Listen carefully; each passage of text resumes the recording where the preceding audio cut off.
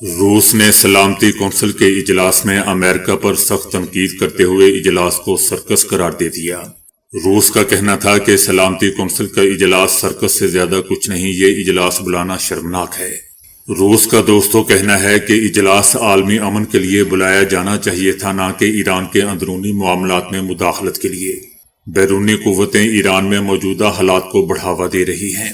روس کا مزید کہنا تھا کہ شہریوں اور املاک کو تحفظ ایرانی حکومت کی ترجیح ہے۔ امریکہ کی جانب سے ایرانی عوام کو کہا گیا کہ وہ اداروں پر قبضہ کر لیں۔ یہ بیانات کسی بھی ملک کی سالمیت کے خلاف ہے۔ روس کا دوستوں یہ بھی کہنا ہے کہ ایرانی سپریم لیڈر اور حکومت کی حمایت میں وسیع پیمانے پر لوگ نکلے، امریکی کارروائی سے خطہ مزید بحران کا شکار ہو جائے گا۔ اس کے علاوہ روس کی جانب سے مسائل کے پرامن حل میں تعاون کی پیشکش بھی دوستوں کی گئی۔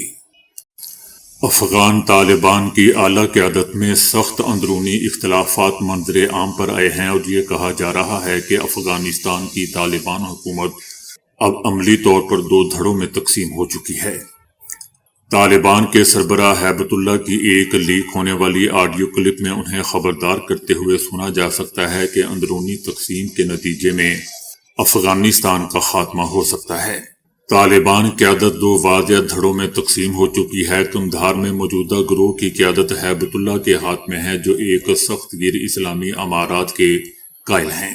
ان کا تصور ایک ایسے نظام کا ہے جو جدید دنیا سے کٹا ہوا ہے، جہاں مذہبی شخصیات کے ذریعے معاشرے پر مکمل کنٹرول قائم رکھا جائے۔ اس دھڑے میں خواتین کی تعلیم اور ملازمت کی سخت مخالفت کی جاتی ہے اور جدید ٹیکنالوجی خصوصاً انٹرنیٹ کو اسلامی اقدار کے لیے خطرہ سمجھا جاتا ہے۔ ہیبت اللہ نے قندھار کو طاقت کا مرکز بنا کر سیکیورٹی فورسز اور اسلحے کی تقسیم جیسے اہم فیصلے بھی کابل سے اپنے ہاتھ میں لے لیے ہیں۔ اس کے برعکس کابل میں موجود دھڑا نسبتاً عملیت پسند سمجھا جاتا ہے، جس میں وزیر داخلہ سراج الدین حقانی، وزیر دفاع ملا یعقوب اور نائب وزیر اعظم عبدالغنی برادر جیسے طاقتور رہنما شامل ہیں۔ یہ گروہ افغانستان کے لیے خلیجی ریاستوں جیسا ماڈل چاہتا ہے، جو اسلامی شناخت کے ساتھ ساتھ معاشی طور پر فعال ہو اور عالمی برادری سے تعلقات رکھتا ہو۔ ان رہنماؤں کا ماننا ہے کہ تجارت، سفارتکاری اور ریاستی نظم و نسق کے بغیر ملک چلانا ممکن نہیں۔ یہی وجہ ہے دوستوں کہ یہ گروہ جدید ٹیکنالوجی اور محدود دائرے میں لڑکیوں کی تعلیم کی حمایت بھی کرتا ہے۔ ہیبت اللہ کو 2016 میں انہیں ایک ایسے مذہبی عالم کے طور پر منتخب کیا گیا تھا جو مختلف دھڑوں کے درمیان اتفاق پیدا کر سکے، مگر اقتدار میں آنے کے بعد وہ ایک آمر حکمراں بن چکے ہیں۔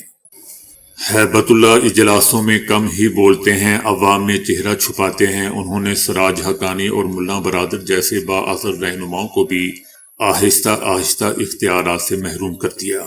بتایا جا رہا ہے کہ طالبان کے اندرونی اختلافات ستمبر 2025 میں فیصلہ کن موڑ پر پہنچے، جب قندھار سے ملک بھر میں انٹرنیٹ اور فون سروسز بند کرنے کا حکم جاری ہوا۔ کیونکہ ہیبت اللہ انٹرنیٹ کو غیر اسلامی مواد کا ذریعہ سمجھتے ہیں، مگر کابل قیادت کے لیے یہ حکم ناقابل قبول تھا، کیونکہ حکمرانی، تجارت اور اثر و رسوخ کا بڑا حصہ انٹرنیٹ پر ہی منحصر ہے۔